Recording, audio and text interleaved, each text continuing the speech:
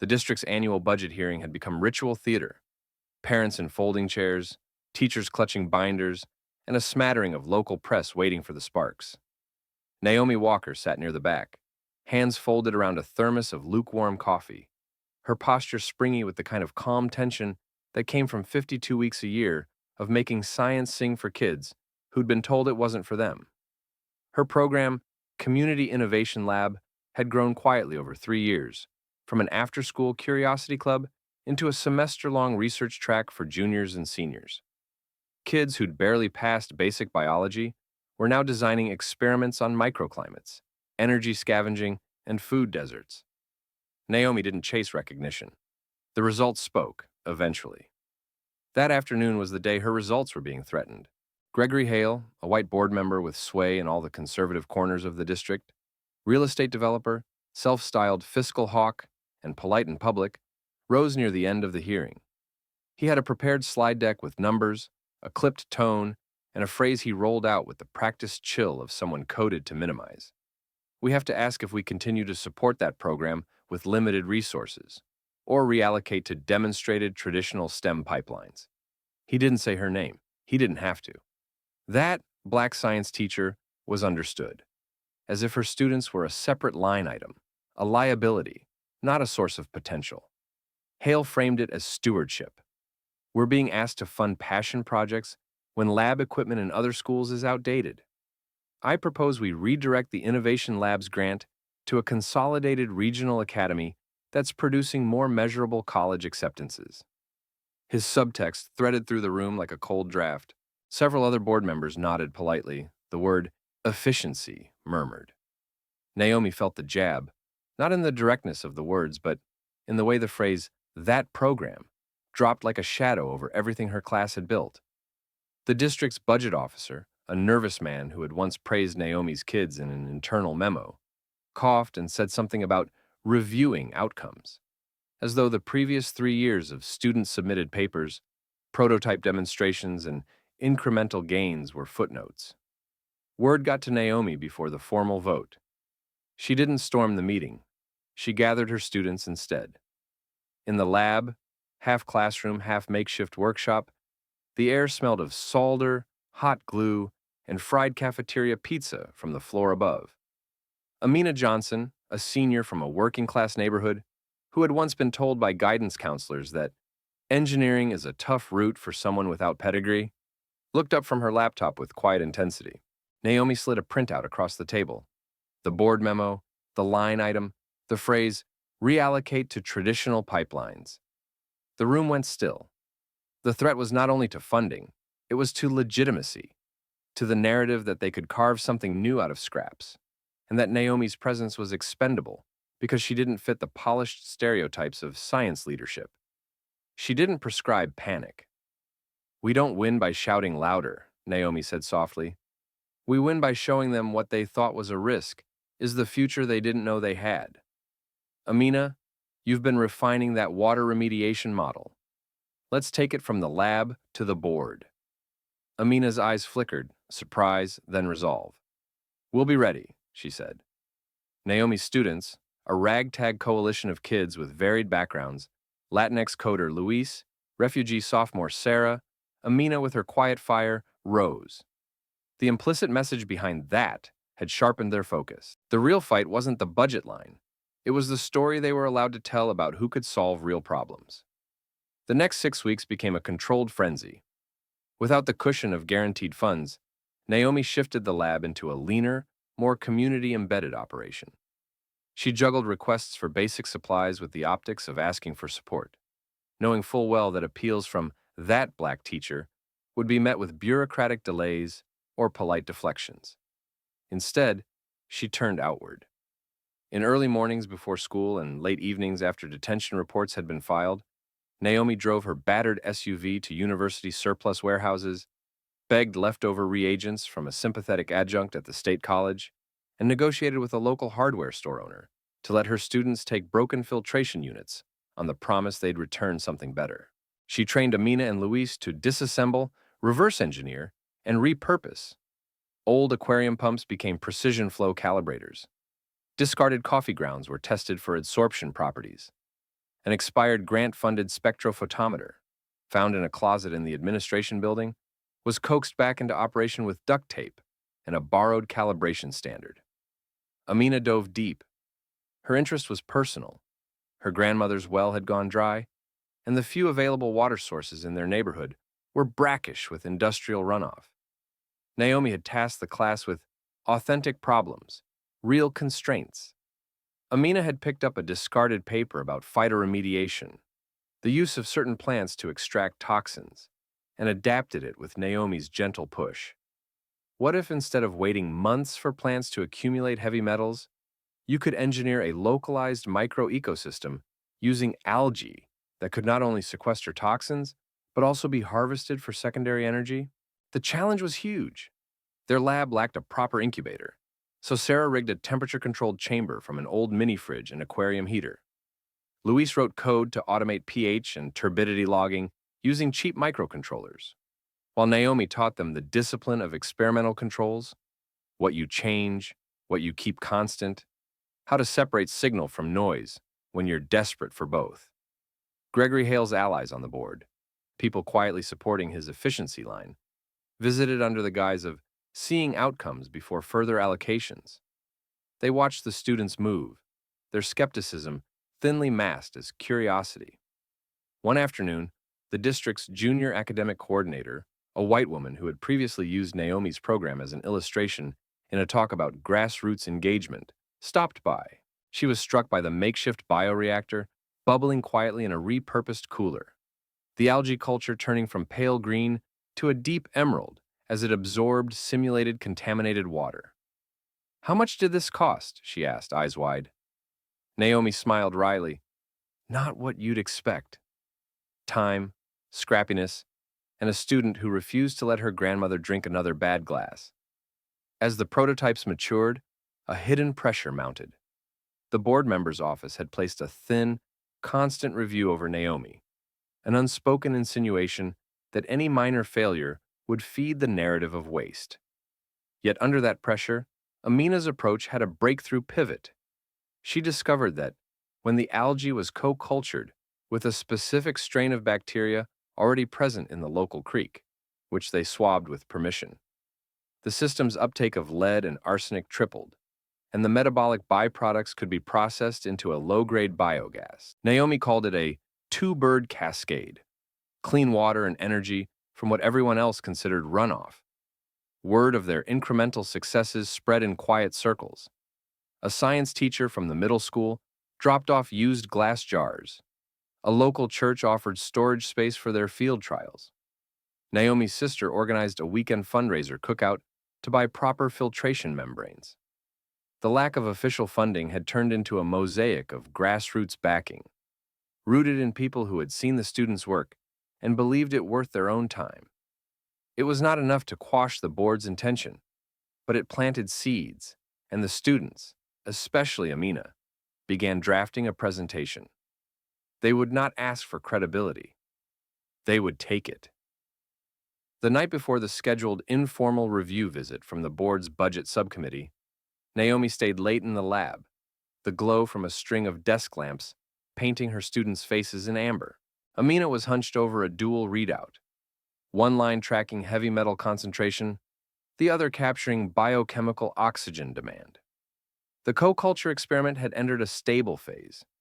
The algae had taken up more than 80% of lead within 24 hours in the pilot sample from the nearby industrial runoff, while the bacteria metabolized intermediate byproducts, reducing toxicity spikes that usually followed rapid sequestration.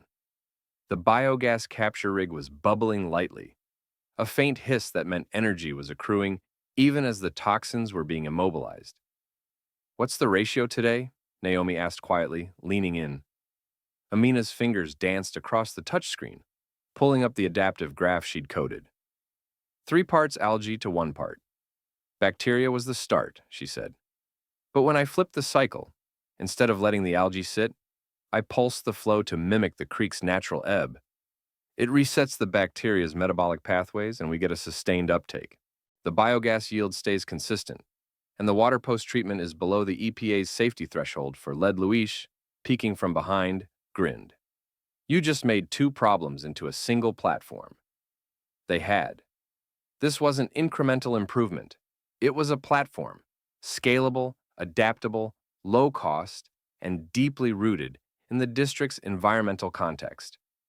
Naomi felt the familiar swell, proud, protective, terrified at what could happen if the story was twisted or co-opted.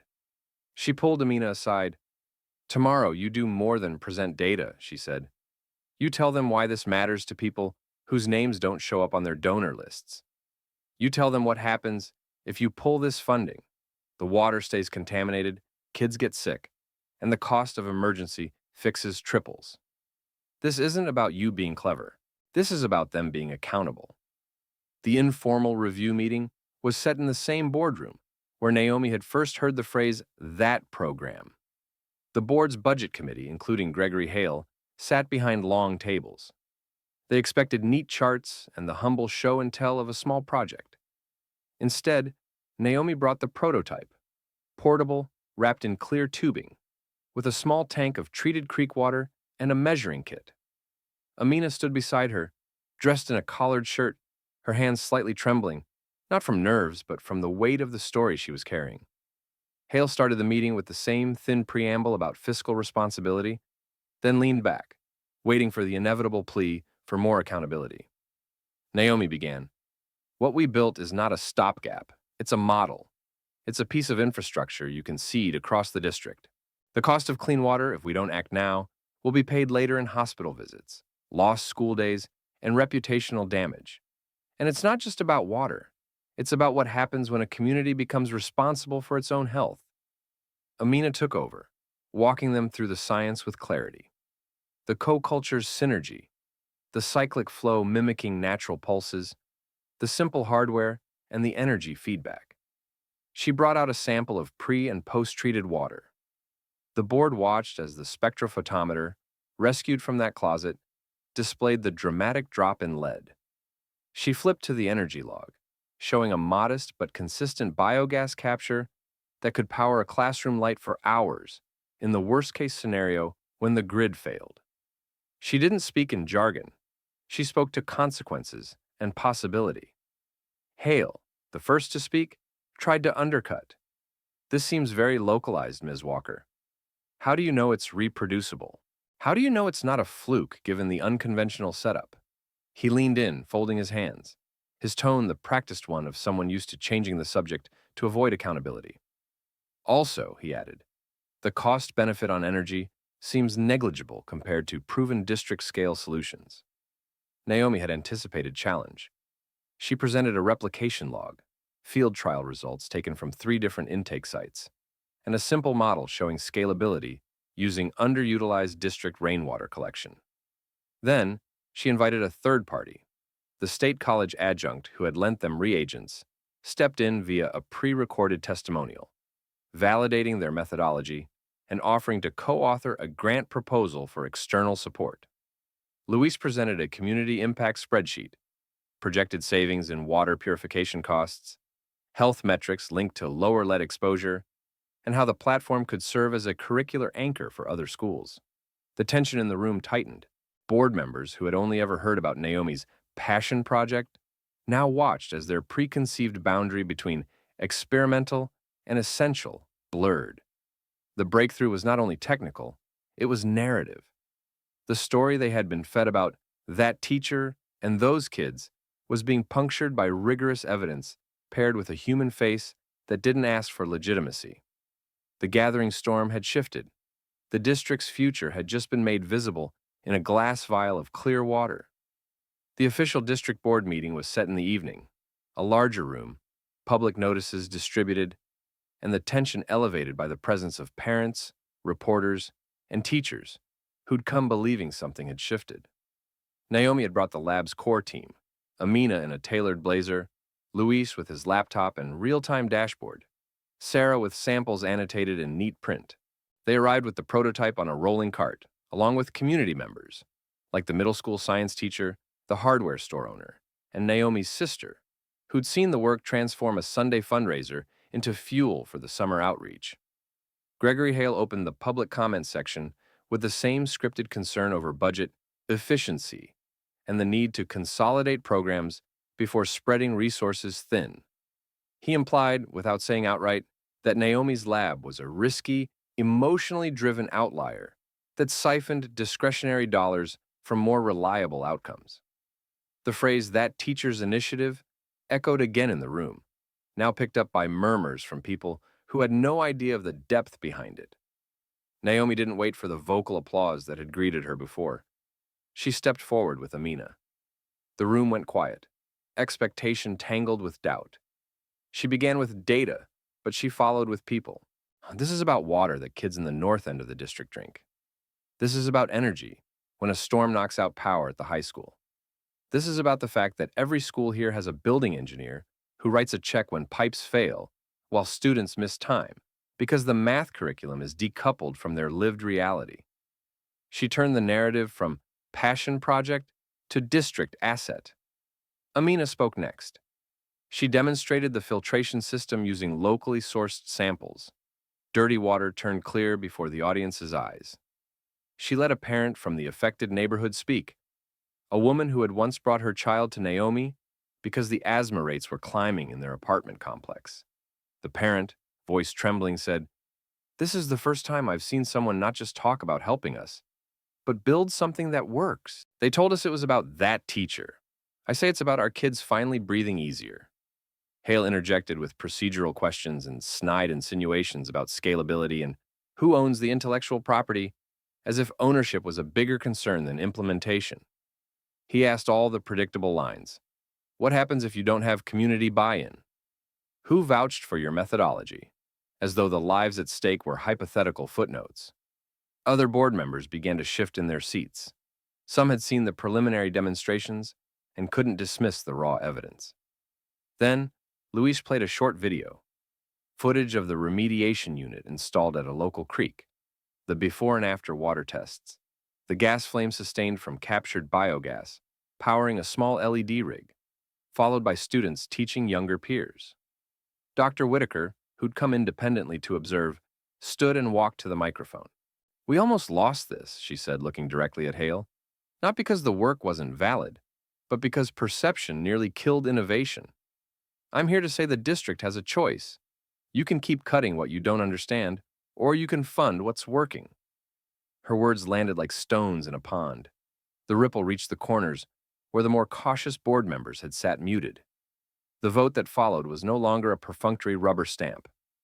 Hale attempted to isolate the project, to suggest a pilot under a separate scrutiny task force, effectively delaying real support.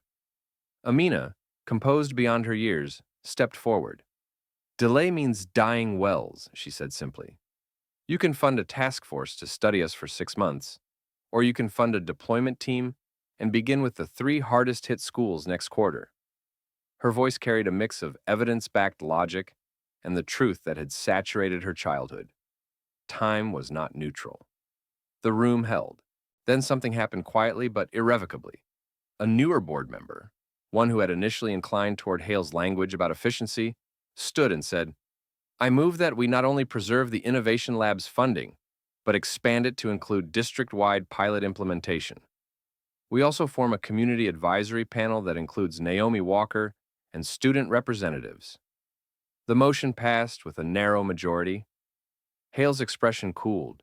He tried to recover with procedural appeals, but the momentum had shifted. The board publicly committed to a phased rollout, contingent on a transparent accountability plan co-developed with Naomi's team. The evening ended with an awkward, muted round of applause from the usual suspects and a full-throated standing ovation from the community delegation. Naomi didn't celebrate. She exhaled, looked at Amina, who had kept her composure through hostile interrogations, and said, "You told the story they couldn't ignore." Amina's reply was quiet. "We built it so they had to listen." The public reaction was tidal. Local news ran the headline: "Black science teachers, student-led breakthrough forces district to reverse funding cuts." Social media amplified the story with a mix of celebration and the inevitable backlash from those invested in the old narratives. Community groups rallied, neighboring districts began calling, asking how they could adapt the co-culture filtration system to their own schoolyards. The state's education department sent a representative to observe and later used Naomi's program as a case study in equitable innovation in their annual report. Inside the district, the pressure on Gregory Hale mounted. Parents from the affected neighborhoods organized to speak at the next board meeting, not just about the filtration system, but about patterns of dismissing those teachers. A group of alumni who had gone through Naomi's earlier cohorts wrote open letters of support. Engineers, nurses, and small business owners who credited their first research experience to her classroom. The internal audit the board had commissioned, originally framed as a review of efficiency decisions, revealed a trend. Funds disproportionately pulled from programs led by teachers of color under vague pretexts of uncertainty, while similarly risky programs helmed by well-connected white educators went unchallenged. Hale's allies faltered, some quietly distanced. The district held a public forum on implicit bias in funding decisions, with Naomi invited to co-chair. That same week, the board passed an addendum to its decision-making policy. Any program facing proposed defunding had to undergo a transparent impact review with clear metrics, and defunding decisions required a diversity of perspectives hearing to account for structural blind spots. Naomi was asked to sit on the new Equity and Innovation Advisory Council, not as a token, but as a voting member with veto power on reallocation proposals. Her title evolved. The Community Innovation Lab became the District Innovation and Sustainability Hub, seeded with the expanded pilot money and a new endowment from a regional philanthropic organization that had watched the students' demonstration video and reached out to fund replication. Hale, confronted publicly with the wording of his earlier proposal and its ideological underpinnings, was told to issue a statement. Initially defensive, then, after pressure from a few sympathetic colleagues and the documented backlash, amended into a mea culpa. He spoke about listening and growth, an admission that hung somewhere between sincere and strategic. Naomi accepted neither premature praise nor performative reconciliation. She demanded structural follow-through, training for board members, the inclusion of community voices in curriculum design, and guaranteed seed funding for student-led spin-offs. Her terms were met. The district had felt the imbalance, and the only way to move forward without fracturing trust was to embed the change structurally.